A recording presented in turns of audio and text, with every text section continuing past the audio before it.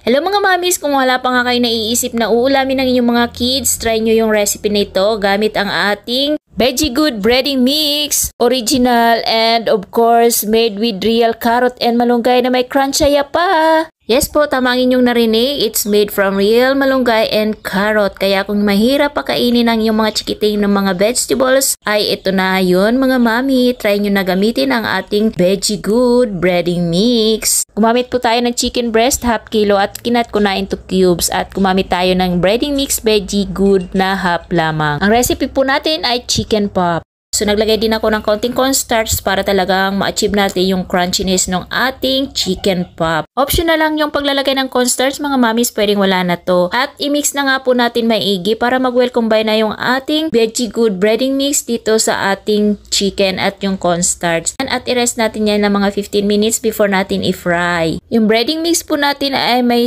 sangkap na ng mga pampalasa kaya hindi na ako naglagay ng anumang pampalasa dito sa ating chicken breast.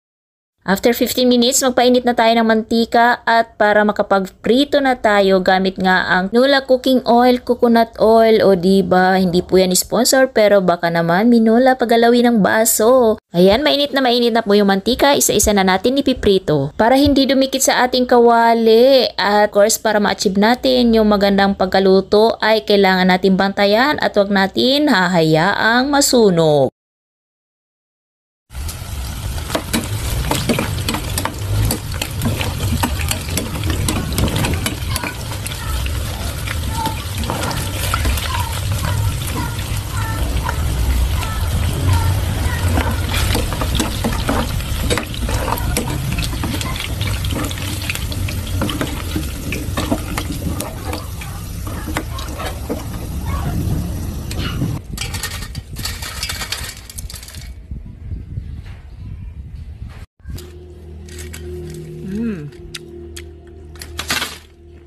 Eto na ang ating chicken pop with gravy. Napaka-crunchy niyan, guys.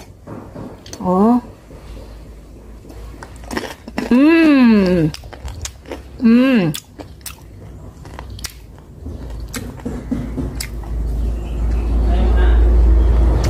Guys, ayan. Ang ulam po today. Okay na to.